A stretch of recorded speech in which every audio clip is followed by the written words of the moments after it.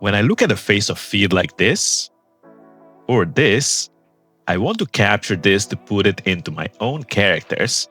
So this is why I use force when I draw. When I think through forces operating on this face, I see that the jaw in the first reference is doing this. This is what it is doing, not what it looks like. The jaw pulls open and the lips react. But other forces are also being applied to the lips when we are scared. They are doing something else too. Muscles are pulling the mouth downwards. In the Jessica Rabbit example, they are even exaggerating how much force is pulling the mouth downwards. I want to do an analysis of forces on this as well. This is how I teach my students in mentorships to put real emotions into their own characters. Give them real life so we can feel the fear in our characters.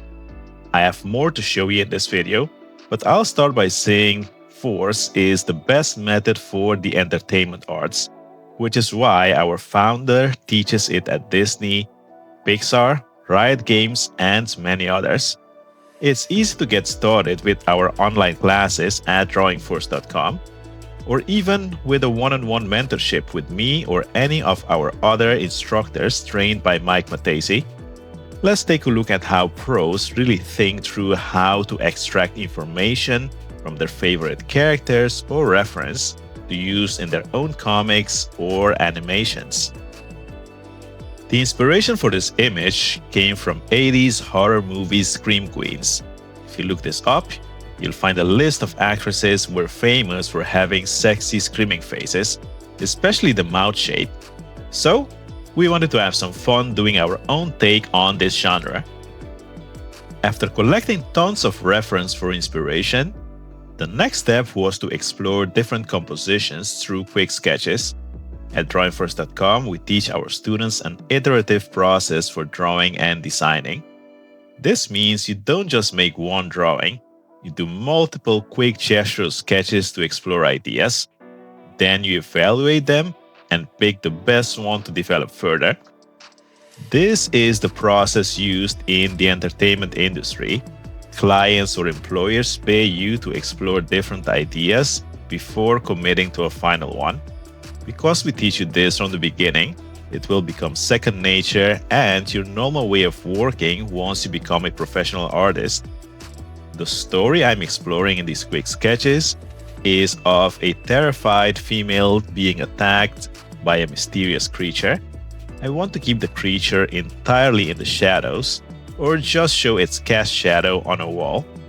Have you ever noticed that the creature in a horror movie is always more terrifying this way?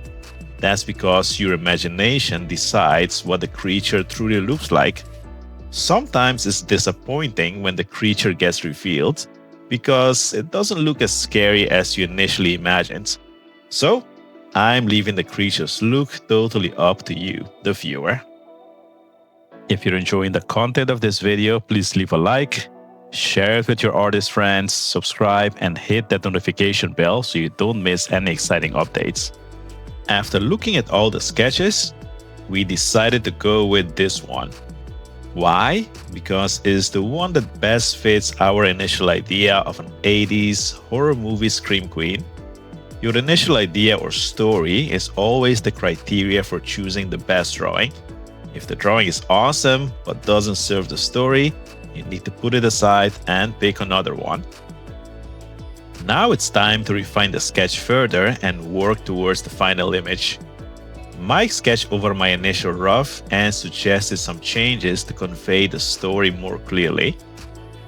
One suggestion was to make the character pull away from the creature. This body language more clearly conveys that she is scared of what she sees and wants to run away from it.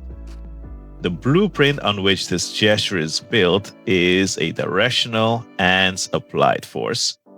If you skip this force blueprint and jump into form and shape, you'll end up with a drawing that doesn't convey the story. The worried eyebrows are a key part of the facial expression.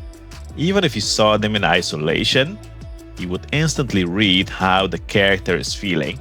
Here again, force is the blueprint. Notice the directional and applied forces at work to create this eyebrow expression. An appealing mouth shape is an important idea for this genre, and appealing design is essentially force shape. This means a shape that is asymmetrical and has a clear direction of movement.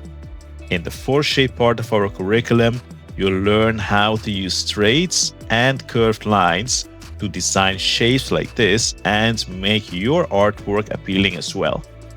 Mike also suggested adding some dripping slime to the creature's claws, and I liked the idea, so I kept it. This combined with the creature's pointy triangular claws helps it feel dangerous and scary. Here you see me work on top of the sketch with the suggested changes.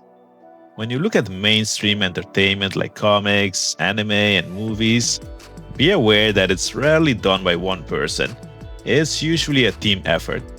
This means you don't have to figure out everything all by yourself. You have experienced team members and art directors who can help you. Same goes for your art education.